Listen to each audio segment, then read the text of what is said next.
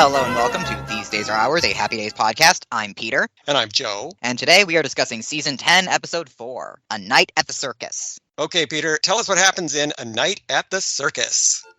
We open with Fonzie visiting Ashley in her apartment, only for their smooching to be interrupted by Heather, who wants a glass of water. I thought you were asleep. I thought he went home. As Ashley goes to get it, Heather makes fun of Fonzie for not recognizing her Dr. Seuss book. After she goes back to bed, Fonzie laments to Ashley that Heather still hasn't warmed up to him.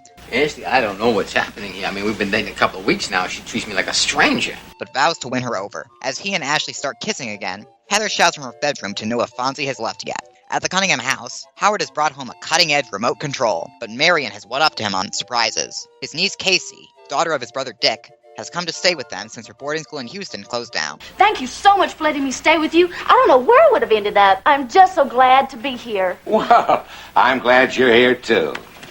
Who is she, Marion? Howard is baffled and angry because he hasn't spoken to Dick in years, but Marion convinces him to let her stay until a new boarding school is found for her. The next day, Fonzie brings in bicycle parts for Heather and promises to build it for her. Heather is unimpressed. You got me a broken bike.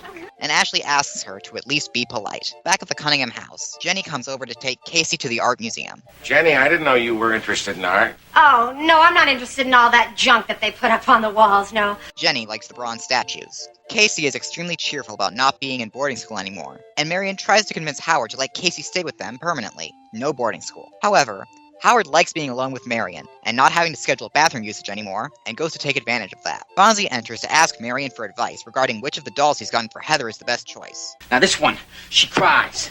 This one cries and talks. This one cries, talks, and eats. This one cries, talks, eats, and wets. This one don't do anything. She's just very well behaved. Marion tells him the best gift to give Heather is quality time, like going to the circus, which Howard and Joanie used to love doing. Fonzie likes the idea, and Marion runs upstairs to tell Howard that they're going to the circus too. Howard, come out of there! I just had a numero uno idea! We're gonna go to the circus! At the circus, Fonzie and a still unimpressed Heather are watching trapeze artists. Casey, Howard, and Marion arrive in time to see the bareback riders and meet a clown who recognizes Marion from high school. Marion, Cal. Don't you remember me? I'm from high school. Gently, Kittles! She goes to meet his wife, who is backstage getting her beard trimmed. Casey admits that her father never has time to take her to the circus or baseball games, and being with Howard and Marion is the first time she's gotten to be part of a normal family. I guess you haven't had much of a normal family life, have you? Well, except for the last few days. Howard suggests that Casey stay in Milwaukee and attend Jefferson High. The Ice Capades will be in town in a few months, and it would be a shame if she had to miss them. Meanwhile, Fonzie is still trying to befriend Heather. Is it gonna be over soon? I think we have to have a heart-to-heart talk here, Heather. As the clowns perform, Heather shouts for them to stop, and Fonzie says nothing will happen to her as long as she's with him. Then one of the clowns throws confetti on them. Fonzie chases the clown off. Back at Ashley's apartment, she's just put Heather to bed. She was so upset I could hardly understand what she was talking about. She said something about you trying to beat up a clown. He started it. Only for Heather to try and leave with her suitcase, under the assumption that Ashley and Fonzie want to send her away. I know what's going on. I wasn't born yesterday. The same thing happened to Susie Dalton. Fonzie talks to her, recounting how he was shipped away by his parents to his grandmother as a child, and promises to her that he and Ashley would never do that to her. Heather asks Fonzie to put together her bike for her, and calls him by his name for the first time. Will you please put my bike together, Fonzie? That night, Howard and Marion are watching TV in bed. Howard is taking advantage of the new remote, as Marion keeps talking about how nice it is to have a girl in the house again. A Cary Grant movie is on TV, but Marion, despite loving him, turns off the TV to get frisky with Howard instead. Well, I thought Cary Grant was your favorite. My second favorite.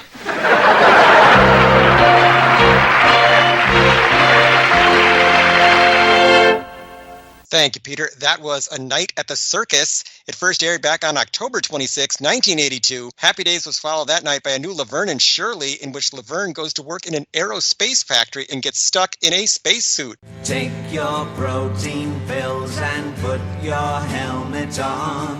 CBS had a new Bring 'em Back Alive, in which Frank leads an arms dealer to a warlord who claims to be the descendant of a Japanese samurai. And now, another episode of Samurai Night Fever. And NBC had a new episode of Father Murphy. This week, Mark Twain himself rolls into town and starts his own newspaper to combat the show's main villain, Garrett. Meanwhile, two of the orphans, Ephraim and Will, become the inspirations for Tom Sawyer and Huck Finn. Back before the Civil War in 1858, there lived his tempted fate. His name was Huckleberry Finn. He loved to laugh and play, and look for whole new ways of having fun along the way. So, Peter, of those three choices, what are you watching? Oh my god, I want to see them become the inspiration for Tom Sawyer and Huck Finn. That sounds amazing. I'm also watching Father Murphy. They're really trying hard in this second season. If you think Avis tries harder, you ain't seen nothing yet. A Night at the Circus was directed by Jerry Paris and was written by Joe Glauberg. This is Joe's last Happy Days script. Aww. He's been with the show since season 3. He also worked with Gary Marshall on The Odd Couple and Blansky's Beauties. Because he wrote My Favorite Orkin, he's listed as co-creator of Mork and Mindy. After Happy Days, he went on to write for The Love Boat and Rocky Road. Baby, I love Rocky Road. As for guest stars this week, well, this episode marks the debut of Crystal Bernard's character, Casey Cunningham. You and Aunt Marion have been so kind to me. It's kind of like I've been part of a regular family for a while. But she had already appeared as another very similar character named Mickey just 5 episodes previously in Telltale Tart. We discussed her career extensively when we reviewed that episode. Peter, do you see any substantial difference between Mickey and Casey as characters? Casey comes across as a lot more cheerful and naive. With Mickey, her defining personality trait is that she is better than Jenny, so as to make her insecure. And Casey seems a lot more like someone who just follows other people's leads. She's just happy to be out of boarding school because now she can wear patent leather shoes and go to the circus and do fun stuff. That was a very good answer to the subtle differences between Mickey and Casey. We also have Bob Basso as Dudley, the clown. Bob worked pretty extensively in TV during the 80s and 90s. You could have seen him on Fame, Greatest American Hero, Cagney and Lacey, Too Close for Comfort, The Fall Guy, St. Elsewhere, Hardcastle and McCormick, and One West Waikiki. He's also in the 1988 cult classic The Wizard of Speed and Time. Before Pee Wee Herman, there was the Wizard of Speed and Time.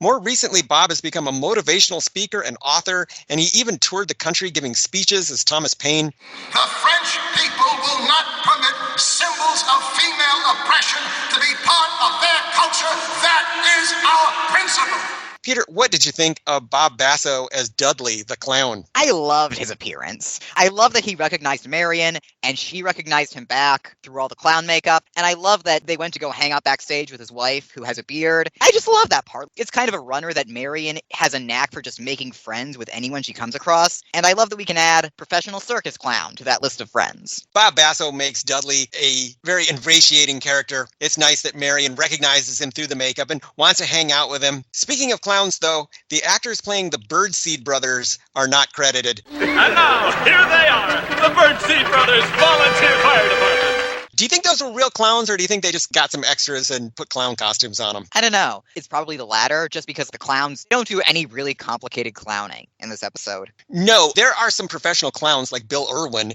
who can do amazing things. These just seem like 3 guys in costumes. As for songs this week, Linda Pearl sings a bit of Brahms' Lullaby.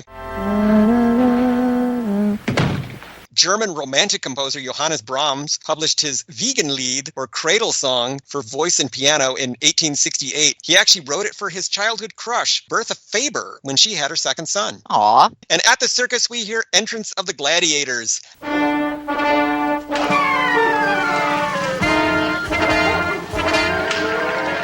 A military march written in 1897 by Czech composer Julius Fučík. In 1901, American publisher Carl Fisher released an arrangement of the march for wind bands called Thunder and Blazes. This is when the piece became associated with circuses, which used to have their own live bands that would travel with them. Peter, can you hear Entrance of the Gladiators and not think of circuses? No, which is amazing because it's supposed to be this very serious military march, but nope, it's about clowns now. Sorry, Julius. As for cultural and historical references, this episode's title is suspiciously close to 2 Marx Brothers movies, A Night at the Opera and At the Circus. Maybe that's a coincidence. But Peter, I have to ask, what is your personal experience with circuses? All of my experiences with them have been secondhand. It might just be a generational thing. I know circuses still exist, and they've had a big impact on the history of entertainment. I've just never been to one. You mean to say your father never took you to the circus? My family used to go to the circus every year. The Shrine Circus would come to Flint in January when it was absolutely freezing, and they would play at the IMA Sports Arena, which was a little hockey arena. And my father, who was very enthused about circuses, would take us there. Circuses tend to be a little bit dirty and depressing up close, but by the same token, it is kind of exciting seeing all these acrobats and clowns and all of these acts going on all around you. You got the big top and the sawdust and the clowns and the two-headed cow. Gosh, I love America. My father was very obsessed with the hierarchy in a circus and how the top performers would get Cadillacs as rewards. And after the circus, we would look in the parking lot of the IMA Sports Arena for the Cadillacs. Did you see any? Oh, yeah. Heather wears pajamas depicting Bashful from the 1937 Disney animated film Snow White and the Seven Dwarfs. The German fairy tale Snow White goes back at least as far as 1812, but Bashful was created specifically for the Disney version. I chased a polecat up a tree way out upon a limb, and when he got the best of me, I got the worst of him. Peter, do you have a favorite dwarf? I like Doc. I think he's nice. I like his glasses. I guess my default would probably be Dopey, but that's mainly because he was marketed more than the rest of them. I feel like Bashful is kind of a deep cut dwarf. It's kind of unusual, like that's the one she chooses for her pajamas. Dopey is the one who got marketed a lot because he's probably the most childlike one, so kids might relate to him. Doc is like the unofficial leader, and Grumpy is the one who has the most of an arc in the movie. Like he goes from being suspicious towards Snow White to liking her. Heather is also clutching a copy of The Cat in the Hat, a children's book by Dr. Seuss from 1957. It was adapted into an animated special in 1971 and a full-length film in 2003. The book was originally intended to help children learn to read. Apparently, Dick and Jane weren't getting the job done, and Theodore Geisel thought he could do better. His starting point was a list of words that first graders should be able to recognize. He seized on two of the words from that list, cat and hat. In English, cat, hat. In French, chapeau. It really is quite obvious, don't you know? My personal favorite interpretation of The Cat in the Hat is a Saturday Night Live sketch with Bill Hader as the cat. And it turns out that he had a romantic relationship in the past with the kid's mom. Hello, little kitties. A rat-a-tat-tat. If you haven't put it together, I'm the Cat in the Hat. Cat, what are you doing here? Linda. Peter, do you have any particular feelings about The Cat in the Hat? I loved the book as a kid. It's a great book for kids. It's very creative and anarchic. Fonzie says that Fay Ray warmed up to King Kong faster than Heather is warming up to him. Whatever happened to Fay Ray?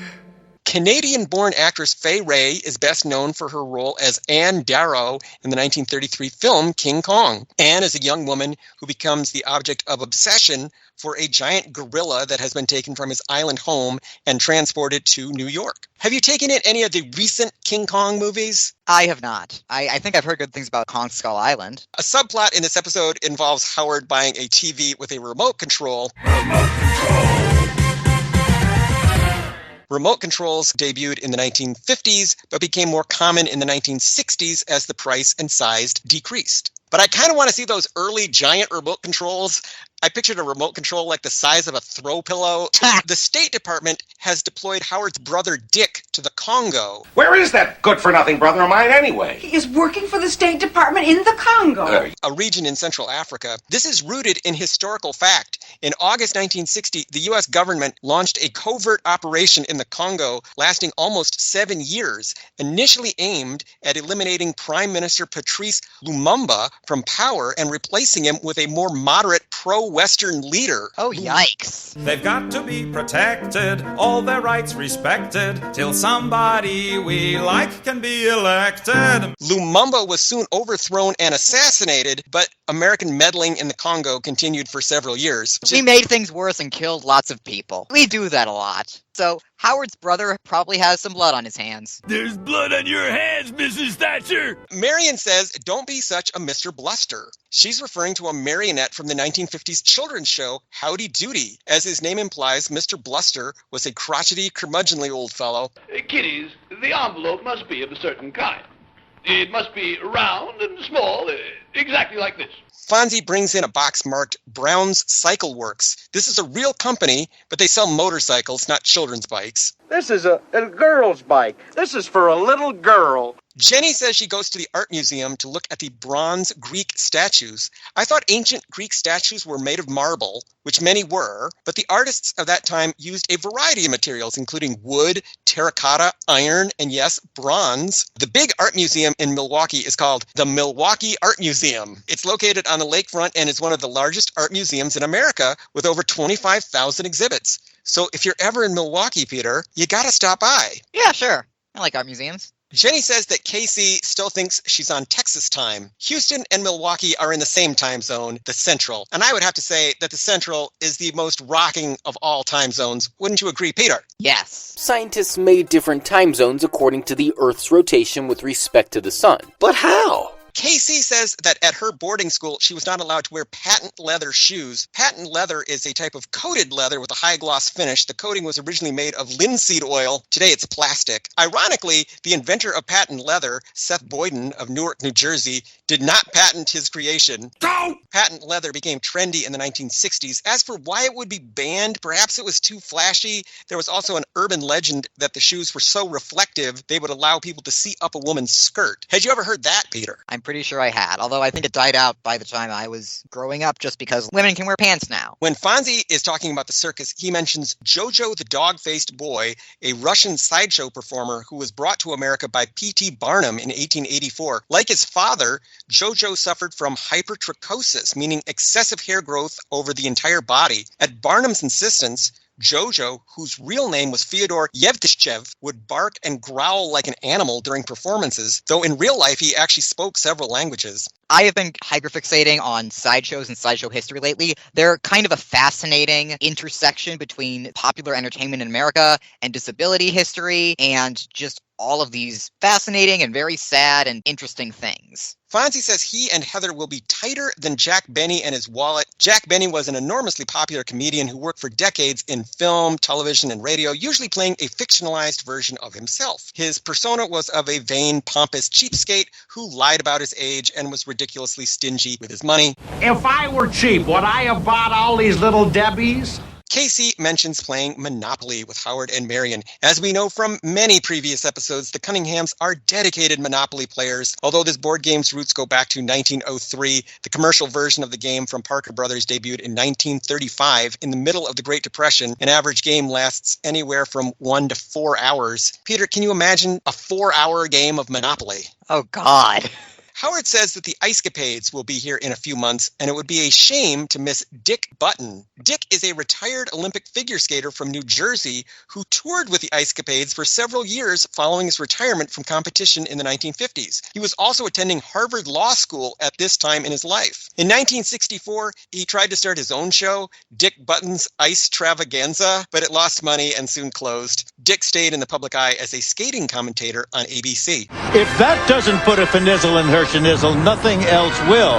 Heather seems to be suffering from coulrophobia, or fear of clowns. I don't like clowns. Make them stop. Make them stop. Experts say that children may fear clowns because the performers' exaggerated makeup may make it difficult for us to read genuine emotion on their faces. Also, their unpredictable and mischievous behavior may put people on edge. Peter, have you ever known anyone who was afraid of clowns? Not to the point of it being like a phobia, but I have grown up in an era where scary clowns are way more of a trope. And at this point, they probably outnumber non-ironic clowns. And I can understand how a child would be confused because you can't really tell what a clown is thinking. I want to know what you're thinking. Tell me what's on your mind. Fonzie compares Heather to a surprise in a Cracker Jack box. Cracker Jack has been available since 1896, but it added its famous prizes in 1912. Candy-coated popcorn, peanuts, and a prize. That's what you get in Cracker Jack.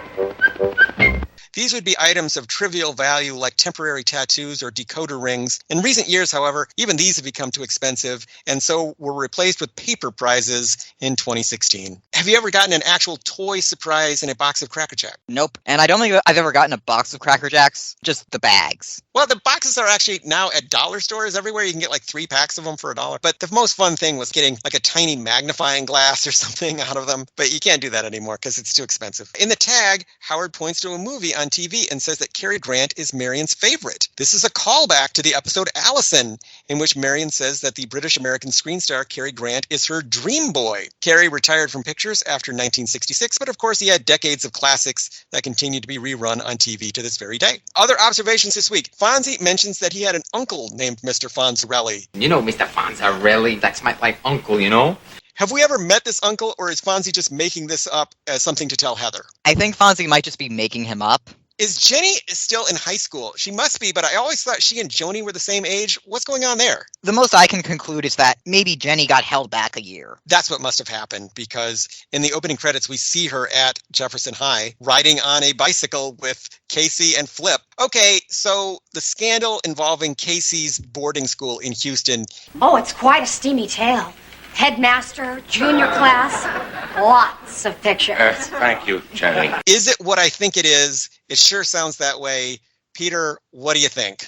Oh boy, I think it is. Marion says that Dudley's wife, the bearded lady, reminded her of Howard's father. But we've met Howard's father, and he doesn't have a beard. Maybe she reminded Marion of Howard's father for other reasons. Like personality reasons. Yeah. Peter, were there any outstanding Happy Days fashions in this episode? I absolutely loved Marion's circus outfit. She's wearing this pink shirt with a ruffled collar and a matching red jacket and skirt combo. It might be a little bit too professional for the circus, but I like it a lot, and Marion Ross wears it very well. Marion Cunningham is the kind of woman who would dress up a little bit, even to go to the circus, because she considers it a special occasion. Yeah, that's a good point. One thing that we have not talked about in season 10 is Marion's new hairdo. What do you think? I like it. It makes sense that Marion would try something new. It's a little bit between chin length and shoulder length. It's very different from the updo she used to have. I like it a lot. I like the new hairdo too. It's much more contemporary, but I have to say I am nostalgic for the updo from the first 9 seasons. It really helped Happy Days feel like something from another time. So, Peter, I will ask that age-old timeless question. Was this episode any good? Yep, this was a fun, sprightly episode with 2 parallel narratives that only intersected once. It moves along well. There weren't really any laugh-out-loud funny jokes, but it was amusing at points, and I haven't been wild about how Heather has been portrayed so far. She's a very sitcom child where, as I mentioned before, she's directed to act in a way where every line is delivered for maximum cuteness. But in this episode, she was very fun, mostly just because she was being mean to Fonzie, and there's something inherently funny about a small child being mean to a grown adult. I think Heather's best moment in this episode is when Ashley tells her, if you can't be polite, you'll have to go to your room. And Heather goes to her room instead of even trying to be polite. And I thought, oh, that's really great. And I can definitely understand how a kid would feel threatened by this new relationship. What's going to happen to me? Are they going to send me away? So I think it was smart giving Heather a real problem that a kid could identify with and not making her such a cutesy sitcom kid. And the stuff with Casey Cunningham is fine. I kind of hope that Jenny Piccolo will try to corrupt Casey. I think that was the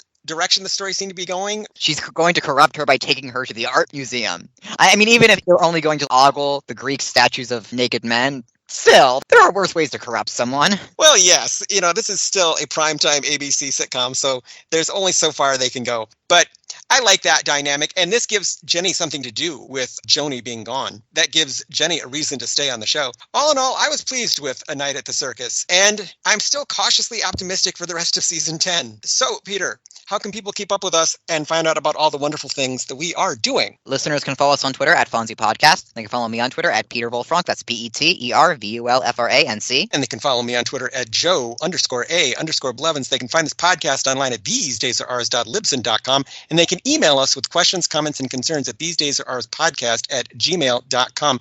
So, Peter, what do we have on the docket for next week? Next week? Oh, boy. Fonzie gets hunted down by a black belt who wants revenge on him, and it's Tom Hanks. Oh, Tim Hanks, Forrest Gump, I win. This is one of the biggies, so see you later, alligator. In a while, crocodile.